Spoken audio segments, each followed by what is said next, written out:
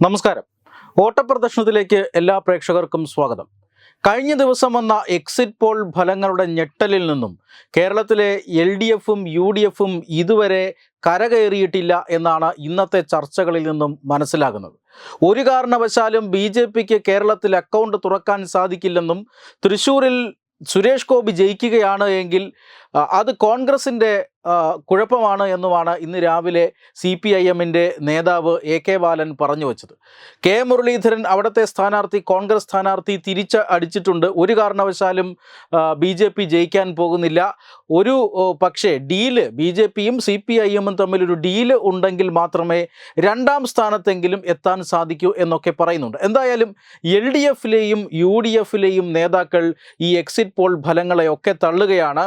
ഇതിൽ ഏറ്റവും പ്രധാനപ്പെട്ട കാര്യം BJP ഈ എക്സിറ്റ് പോൾ ഫലങ്ങളെ സ്വാഗതം ചെയ്യുന്നുവെന്ന് മാത്രമല്ല, എക്സിറ്റ് പോൾ ഫലങ്ങൾക്കപ്പുറമുള്ള ഒരു ഫലമായിരിക്കും 4-ാം തീയതി പുറത്തു വരിക എന്നാണ് അവർ പറയുന്നത്. BJP സംസ്ഥാന പ്രസിഡന്റ് അടക്കം പറഞ്ഞത് 5-6 സീറ്റുകളിൽ BJP വിജയിക്കാനുള്ള സാധ്യതയുണ്ട് എന്നതാണ്.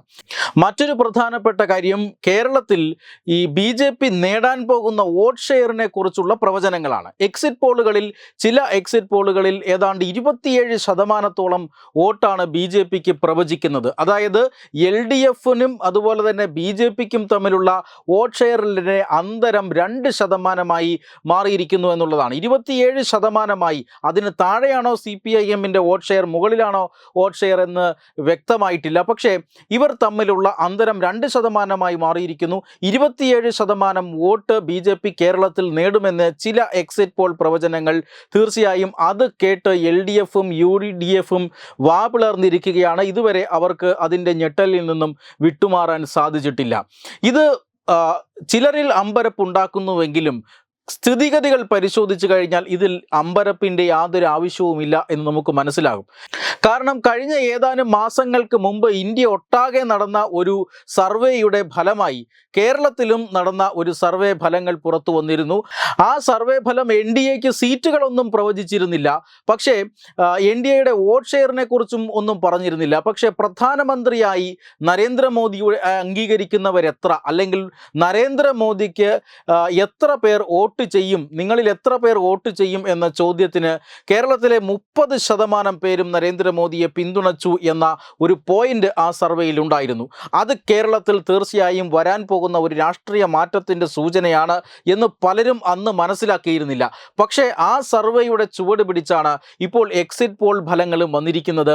എക്സിറ്റ് പോൾ എന്നത് ഒരു അഭിപ്രായ സർവേ മാത്രമല്ല, തെരഞ്ഞെടുപ്പ് കഴിഞ്ഞതിന് ശേഷം, വോട്ട് ചെയ്തതിന് ശേഷം ജനങ്ങളിൽ നിന്നുള്ള പ്രതികരണങ്ങൾ ക്രോഡീകരിച്ചുകൊണ്ടാണ് ശാസ്ത്രീയമായി എക്സിറ്റ് പോളുകൾ തയ്യാറാക്കുന്നത്. അതുകൊണ്ട് തന്നെ എക്സിറ്റ് പോൾ ഫലങ്ങൾ അഭിപ്രായ സർവേ ഫലങ്ങളെക്കാൾ കൃത്യവും സൂക്ഷ്മവുമായിരിക്കും എന്ന കാര്യം ചരിത്രത്തിൽ നിന്ന് നമുക്കറിയാവുന്നതാണ്. അതുകൊണ്ട് തന്നെ ഈ എക്സിറ്റ് പോളിൽ എടുത്തിരിക്കുന്ന അല്ലെങ്കിൽ ഉപയോഗിച്ചിരിക്കുന്ന ശാസ്ത്രീയമായ ടൂളും സാമ്പിളും എല്ലാം കൃത്യമാണ് എങ്കിൽ അത് അന്തിമ ഫലത്തോട് ചേർന്ന് നിൽക്കുകയും ചെയ്യും എന്ന് നമുക്കറിയാം. അതുകൊണ്ട് തന്നെ നേരത്തെ നടന്ന അഭിപ്രായ സർവേയിലും ഇതുമായി ബന്ധപ്പെട്ട സൂചനകൾ ലഭിച്ചിരുന്നു. അതുകൊണ്ട് ഈ എക്സിറ്റ് പോൾ ഫലങ്ങൾ അന്തിമ ഫലം വരുമ്പോൾ അതിനോടൊത്തു നിന്നാൽ, അല്ലെങ്കിൽ ഈ പ്രവചനങ്ങൾ യാഥാർത്ഥ്യമായാൽ തീർച്ചയായും അതിൽ അതിശയിക്കേണ്ട കാര്യമൊന്നുമില്ല എന്നുള്ളതാണ്. മറ്റൊരു പ്രധാനപ്പെട്ട കാര്യം, കേരളത്തിൽ BJP അക്കൗണ്ട് തുറക്കുമോ, അല്ലെങ്കിൽ പാർട്ടി ഉദ്ദേശിച്ചത് ഒരു സീറ്റെങ്കിലും കേരളത്തിൽ നേടണം, അതായത് 400 സീറ്റുകളോടെ BJP കേന്ദ്രത്തിൽ അധികാരത്തിൽ വരുമ്പോൾ കേരളത്തിൽ നിന്നും ഒരു പ്രതിനിധിയെങ്കിലും ഉണ്ടാകണം എന്നാണ് കേരളത്തിലെ BJP ഘടകം ആഗ്രഹിച്ചിരുന്നത്. പക്ഷേ ഇപ്പോഴിതാ 3 സീറ്റുകൾ തരും എന്നാണ് സർവേ ഫലങ്ങൾ സൂചിപ്പിക്കുന്നത്. ഒരുപക്ഷെ ട്രെൻഡ് ഉണ്ട് എങ്കിൽ തീർച്ചയായും ആ സീറ്റുകൾ 4-ഓ 5-ലേക്കോ പോകാൻ സാധ്യതയുണ്ട് എന്നും പറയപ്പെടുന്നു. തീർച്ചയായും കേരളത്തിൽ അത്തരത്തിലൊരു അടിയൊഴുക്കുണ്ട്. ആരും കാണാത്ത ഒരു മോദി തരംഗം കേരളത്തിലുണ്ട് എന്ന് പല സൂചനകളും കിട്ടിയതാണ്. നേരത്തെ പറഞ്ഞ സർവേ അതിൽ ഒരു ഉദാഹരണം മാത്രമാണ്. പക്ഷേ ആ സൂചനകളെ LDFും UDFും വകവച്ചില്ല എന്ന് തന്നെ പറയണം. എന്ന് മാത്രമല്ല, ഇപ്പോഴും ഈ ഫലങ്ങൾ വന്നു തുടങ്ങിയപ്പോഴും അതിൽ വിശ്വസിക്കാനോ ആ വസ്തുതകളെ കാണാനോ LDFിലെയും UDFിലെയും നേതാക്കൾ തയ്യാറല്ല എന്നതാണ് മറ്റൊരു പ്രധാനപ്പെട്ട കാര്യം. എന്തായാലും 4-ാം തീയതി അന്തിമ ഫലത്തോടുകൂടി ഇക്കാര്യത്തിൽ ഒരു തീരുമാനമാകും എന്ന് തന്നെ പ്രതീക്ഷിക്കാം. വെബ് ഡെസ്ക് തത്തുമൈ ന്യൂസ്.